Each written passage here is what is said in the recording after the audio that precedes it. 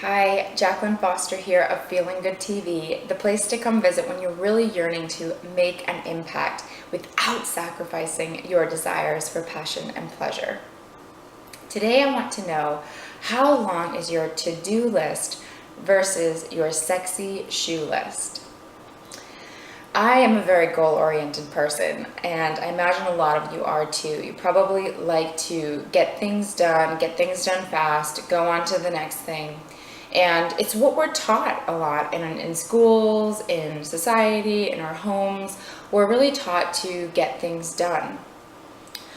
And we can actually forget in that process of just trying to get things done is actually what we might want in our lives. Not what we need, not what we have to do, not what we should do, but what we actually want. It can be very easy to forget about that in the shuffle. But what I've found is when I shut that off, what happens is everything feels more forced. Even though I'm getting things done, I feel more tired, more overwhelmed. And when I do have free time, I want to just kind of relax and almost go to the opposite extreme of just doing nothing. So what I've come across in the past couple months that's been really, really helpful for me, and I saw this repeating theme in a couple different places with Denise Duffield-Thomas that I mentioned in another blog. She's the author of Get Rich Lucky Bitch, of Mama Gina, who has the School of Womanly Arts, and one of my coaches, Allison Braun. And the theme was really creating a desire list, knowing what you actually want. And this for me was very interesting and actually very challenging in the beginning. I realized I had shut off my desire quite a bit. And when I started writing a list, I didn't even know what I wanted. And it's like you don't know what you don't know, right? And when you don't even know what you want, sometimes it can be easy to look the other way.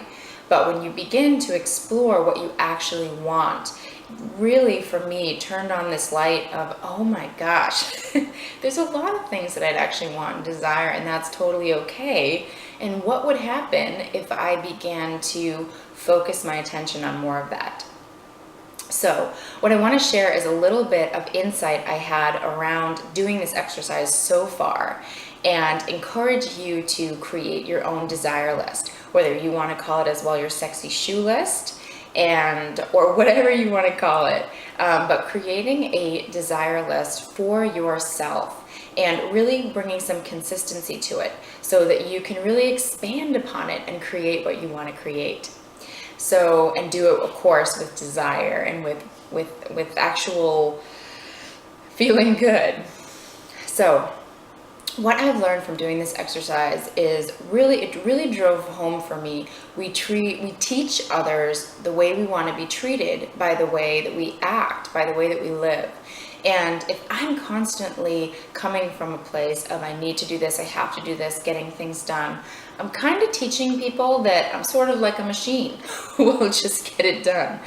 And as I began to do my desire list and kind of shift my actions and my relationship a bit with my husband and how I'm interacting a bit at work, it feels so much better now. And I realize that some of those relationships, especially with my husband, is beginning to shift a bit because I am shifting the relationship I have with myself by allowing myself to have desires.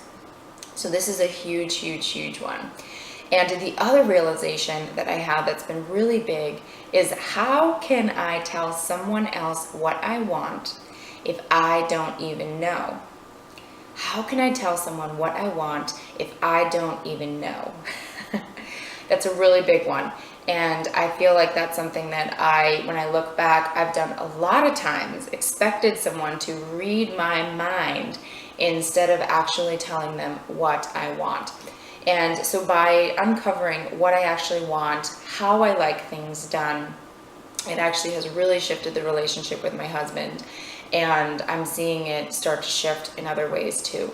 So I recommend that you do this exercise. So one, you can take a look at how you're teaching others to treat you and coming to know what you actually desire so that it's easier for you to, one, get it, and two, of course, communicate it with other people.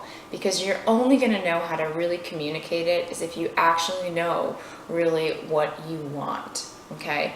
And this is going to be like in your work life, in your sex life, in your relationships, in all of it. We only can know what to ask for if we actually know what we like.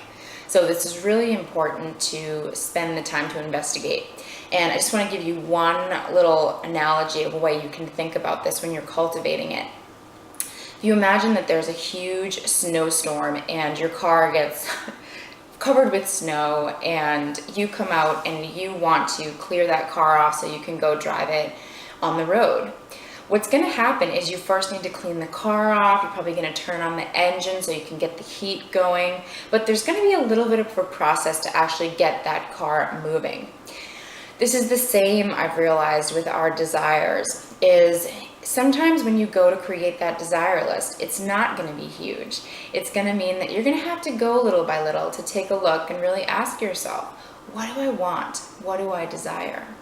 And so give yourself that permission to let it be short in the beginning and let that be totally fine. You're beginning to cultivate it. You're cleaning off that car and you're heating it back up so you can get it moving. So my assignment for you, if you choose to accept, is to start with your desire list. I like to call it my sexy shoe list because, hey, it rhymes with to-do list, and I have sexy shoes on my list. So that works for me.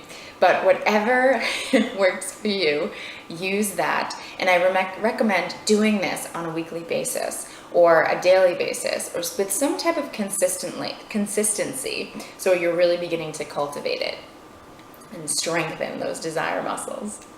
So as always, it's such a joy to share, and I'd love to know as well, what do you do to cultivate your desire and feeling good? If you enjoy this video, you can come over to JacquelineLaceyFoster.com, and on the homepage you can actually sign up and I'll send you these video blogs as well as updates for classes and courses that I have coming up. And you can also find me on hertube.tv. Wishing you an amazing day and looking forward to sharing more. Thanks so much.